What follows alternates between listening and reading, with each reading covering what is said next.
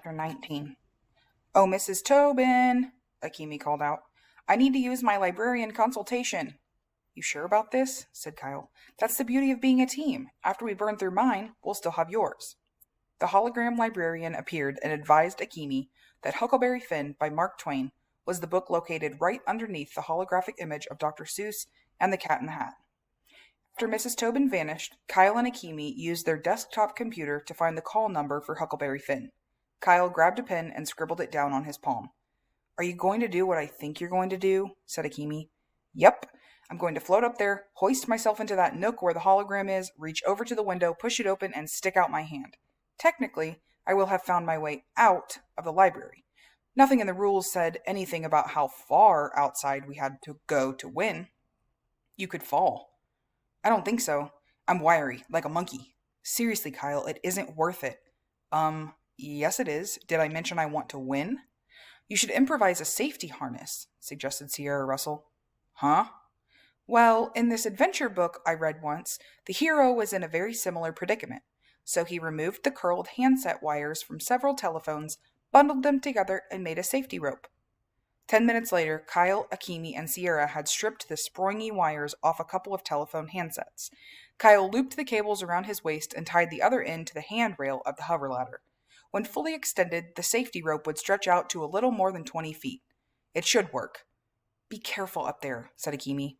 "Yes," said Sierra, who wasn't reading her book anymore.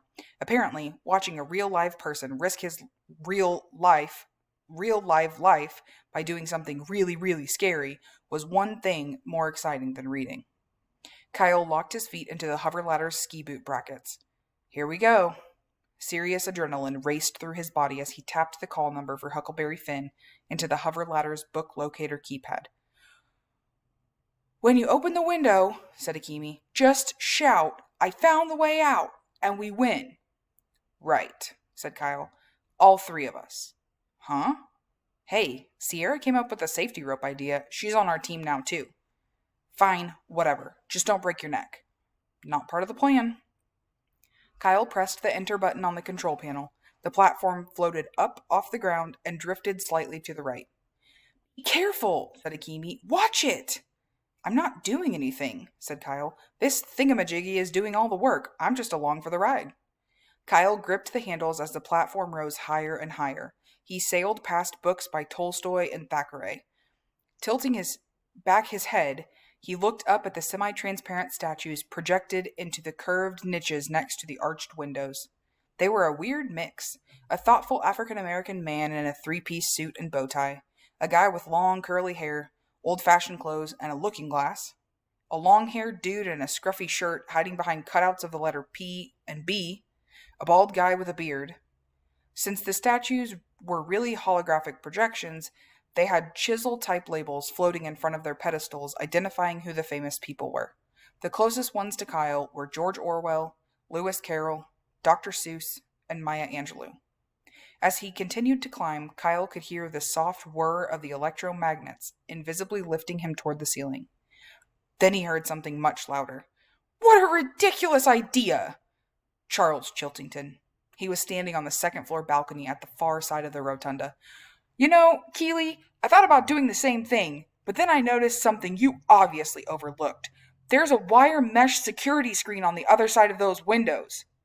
The levitating platform shuddered to a stop. "Enjoy staring at the ceiling, Keeley. I'm off to win yet another game." Kyle ignored Chiltington and grabbed hold of the ledge beneath Dr. Seuss's berth.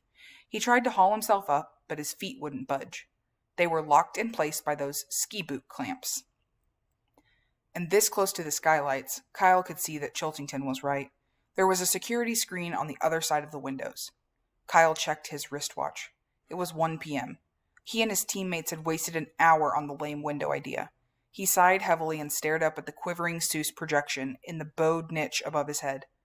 The Cat in the Hat's mouth started to move. "Think left and think right. Think low and think high." Kyle recognized the voice. It was Mr. Lemoncello. "Oh, the thinks you can think up if only you try." In other words, Kyle was back to square one. He needed to think up a whole new escape plan. The ladder began a slow and steady descent to the floor, even though Kyle hadn't pushed a button. Don't listen to smarmy pants Charles, Akimi coached as Kyle coasted toward the floor. It was worth a shot. I agree, said Sierra. A blood-curdling scream came ringing up the staircase from the basement. That's Haley, said Akimi. I saw her go downstairs. That's where the stacks are, added Sierra. Come on, said Kyle. She could be in serious trouble. You should never help your competition, Keeley, scoffed Charles as he casually strolled down a spiral staircase. Unless, of course, you always play to lose.